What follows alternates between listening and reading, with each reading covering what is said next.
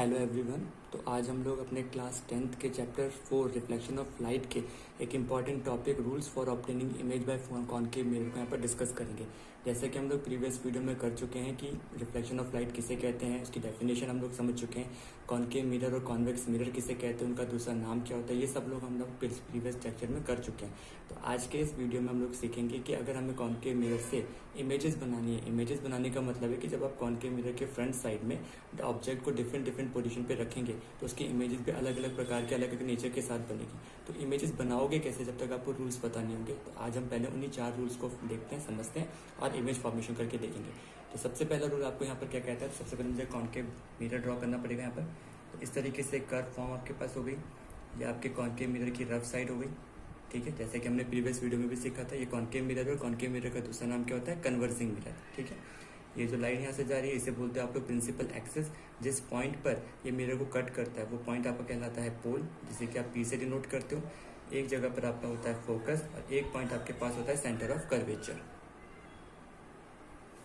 सी यहाँ पर हमारा सेंटर ऑफ कर्वेचर है। ठीक है, तो फर्स्ट रूल के अकॉर्डिंग क्या कहता है, फर्स्ट रूल कि अगर कोई लाइट रे प्रिंसिपल एक्सिस के पैरेलल आ रही है, एरो का साइन जरूर लगाइए। जैसे कि प्रीवियस वीडियो में कहा था, ऑप्टिक्स में एरो का इंपॉर्टेंस होती है बहुत। तो अगर कोई लाइट रे प्रिंसिपल एक्सिस के पैरेलल चल रही है तो मिरर से रिफ्लेक्ट होने के बाद वो फोकस से पास होकर जाएगा। ये आपका फर्स्ट रूल कहता है कि अगर कोई लाइट रे प्रिंसिपल एक्सिस के पैरेलल है तो मिरर से रिफ्लेक्ट होने के बाद वो फोकस से पास होकर जाएगा। दैट्स इट, फर्स्ट रूल आपका बस इतना से कहता है। ठीक है, कितना सिंपल सा रूल है कि प्रिंसिपल एक्सिस के पैरेलल तो फोकस से पास।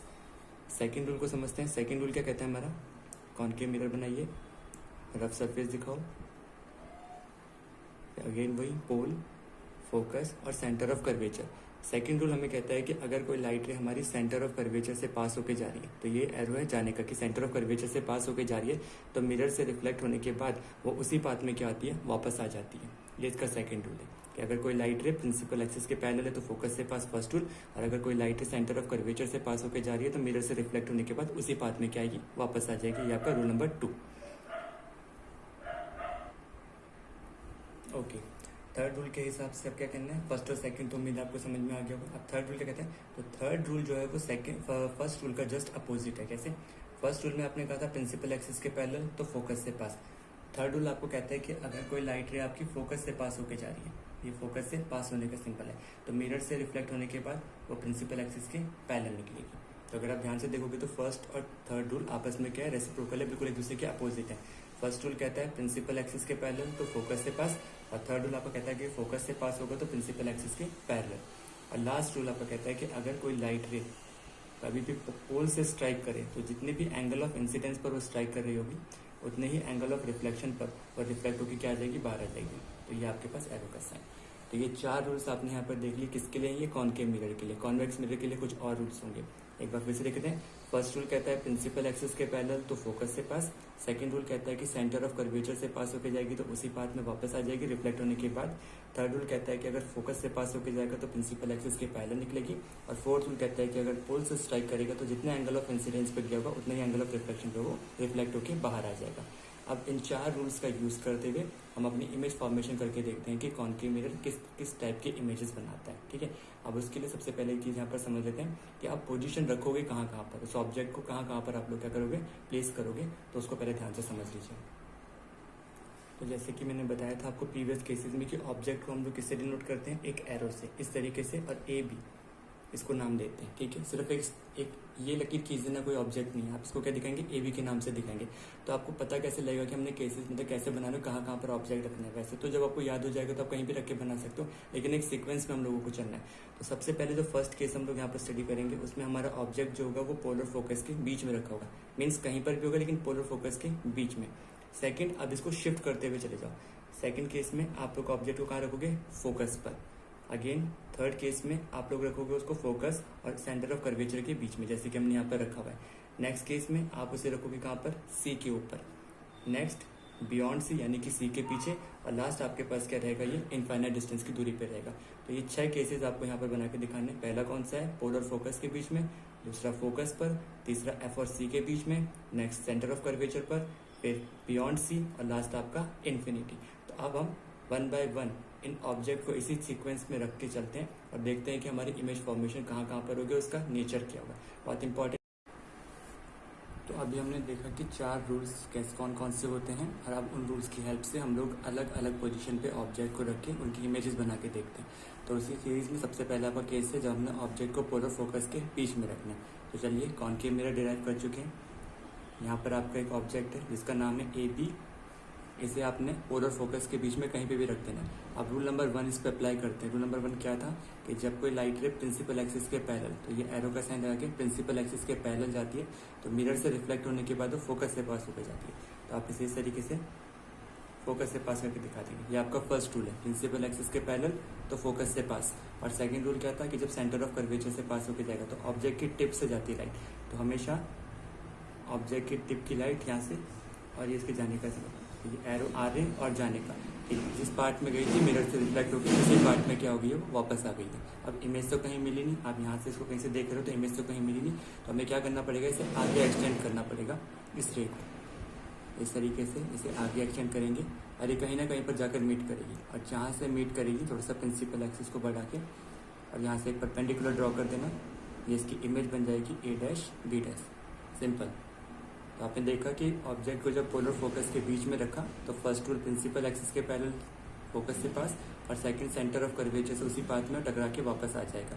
और जब हमने इसे आगे एक्सटेंड करके देखा तो हमें पता लगा कि ये इमेज कहाँ पर बन रही है, बियॉन्ड C और A' B'। अब सबसे बड़ी बात, इसका आपको नेचर लिख के बताना पड़ता है, तब जाके आपका 2 नंबर का क्वेश्चन कंप्लीट होता है। तो नेचर में पहला नेचर बनाना है इसका साइज देख के, हर बार इसके साइज को कंपेयर करना कैसे बन रहा है। तो अगर आप इमेज को और ऑब्जेक्ट को कंपेयर करोगे तो आप देखोगे यहाँ पर इमेज कैसी बन रही है, लार्जर देन ऑब्जेक्ट।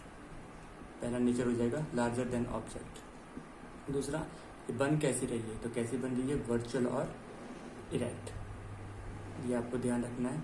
और थर्ड बतानी है उसकी पोजीशन, क्यों बन कहाँ रही है, तो ये बन रही है मिरर के पीछे, तो आप लिखोगे इसको behind the mirror, behind the mirror. इस तरीके से आप ये 2 नंबर का ये कंप्लीट क्वेश्चन तैयार होगा। अगर आपके पास बोर्ड में आता है कि ऑब्जेक्ट को पोलर फोकस पे रखा है तो इमेज कहाँ बनेगी, तो 2 रूल्स का इस्तेमाल करके पहले री डायग्राम बनाना है और बाद में उसका नेचर लिखना है। अब चलिए आगे फटाफट से इसके और केसेस करते हैं। सेकंड केस में हमने आपको बताया था कि ऑब्जेक्ट कहाँ रखना है। अब शिफ्ट करते हुए चलो, तो ऑब्जेक्ट कहाँ बनेगा, फोकस पे। अब पोलर फोकस के बीच में रख चुके थे, अब सेकंड केस में ऑब्जेक्ट कहाँ रहेगा, फोकस के बीच में।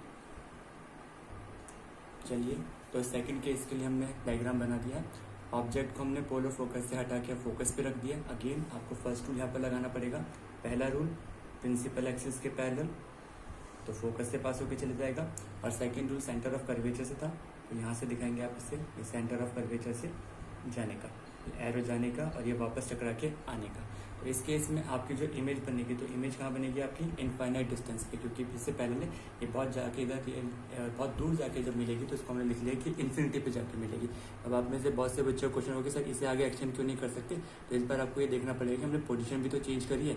जब पहले पोलर फोकस के बीच में ऑब्जेक्ट रखा हुआ था, जैसे फर्स्ट केस था, तो इस तरीके से आके आगे जाके एक्सटेंड करके इमेज बन पा रही थी। लेकिन इस केस में जब ऑब्जेक्ट को हमने फोकस पे रख दिया तो अब वो आगे जाके नहीं मीट कर पाएगी, वो इसी तरफ मीट करेगी।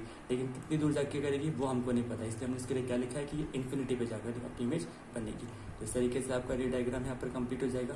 अब अगर इसका नेचर देखोगे तो सबसे पहले आपको बताना है कि कहाँ पर बन रही है, तो आपने लिखना है एट इन्फिनिटी पे बन रही है। सेकंड आपको लिखना है कैसी बन रही है, तो ऑब्जेक्ट के रिस्पेक्ट में आपकी इमेज इन्फिनिटी पे बन रही है तो इसका साइज बहुत बड़ा होगा, तो उसके लिए आपने वर्ड लिखेंगे यहाँ पर हाईली मैग्नीफाइड, ये बहुत बड़ी इमेज बनेगी। और थर्ड केस कैसी बनेगी, इसका नेचर कैसा होगा, तो ये आपके पास इस तरीके से है, रियल और इन्वर्टेड, क्योंकि ये प्रिंसिपल एक्सिस के नीचे बन रही है, तो आपकी इमेज कैसी बन रही है, रियल और इन्वर्टेड। ये चीज़ आपको यहाँ पर ध्यान रखनी है। तो सेकंड केस भी इसी आपका कि जब ऑब्जेक्ट को फोकस पे रखेंगे तो इमेज कहाँ बनेगी, इन्फिनिटी पे।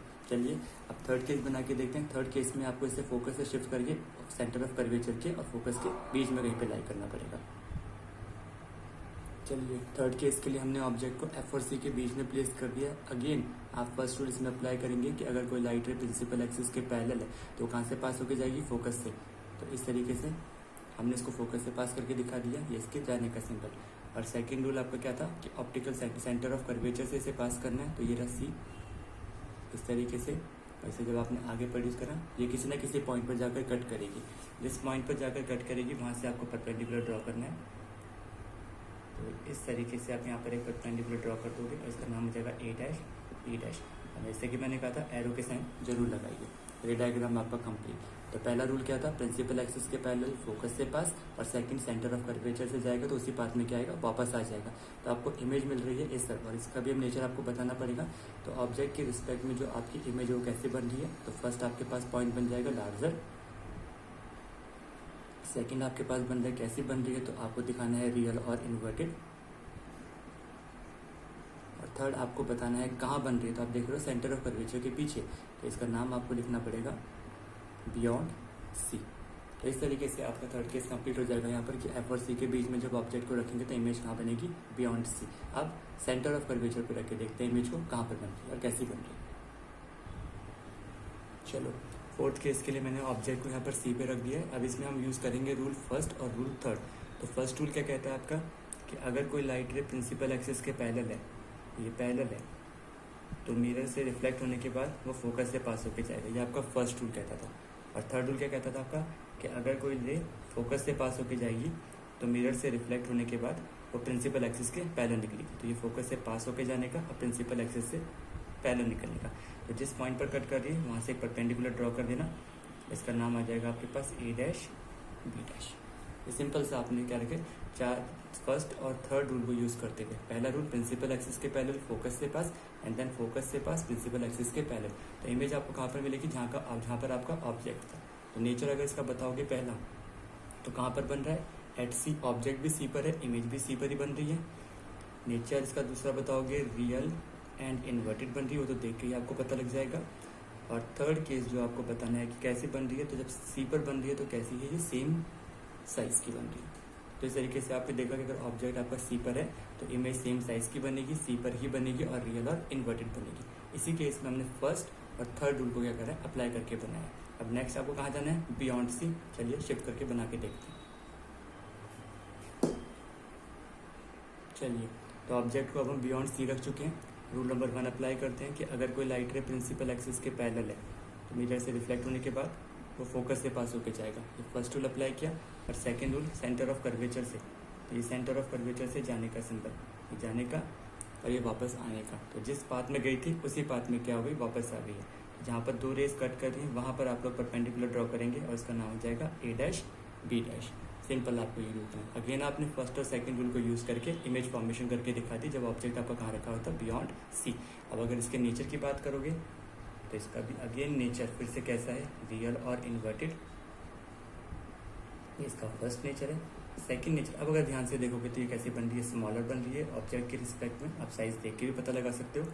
और थर्ड केस में आपको बताना है कहाँ बन रहा है, तो बिटवीन एफ एंड सी के बीच में। ऑब्जेक्ट बियॉन्ड सी है तो इमेज कहाँ बन रही है, एफ और सी के बीच में। तो इस तरीके से आपने देखा कि अगर बियॉन्ड सी ऑब्जेक्ट को रखेंगे तो दो रूल्स का इस्तेमाल करके हम लोग इमेज फॉर्मेशन कर सकते हैं। और वो इमेज कहाँ बनेगी, आपकी एफ और सी के बीच में। अब हमारा रह गया लास्ट, जब हमें ऑब्जेक्ट को कहाँ रखना है, इन्फिनिटी पे। तो चलिए उसे भी फिनिश कर लेते हैं। मानते हैं कि हमारा ऑब्जेक्ट कहीं इनफाइनाइट डिस्टेंस की दूरी पर है। तो ये चीज़ ध्यान रखिएगा और हमेशा के लिए याद रखिएगा कि जब ऑब्जेक्ट आपका इन्फिनिटी पे होगा तो वहाँ से आते आते वो रेज हमारी क्या होती है, पैरेलल हो जाती है। तो मान लेते हैं एक रे आपकी इन्फिनिटी से ये आ रही है और एक रे आपकी सीधे जाके कहाँ पर स्ट्राइक करती है, पोल पे स्ट्राइक करती है। तो जो पोल वाली स्ट्राइक करेगी उसके लिए आप यहाँ पर रूल नंबर 4 को पहली बार अप्लाई करेंगे।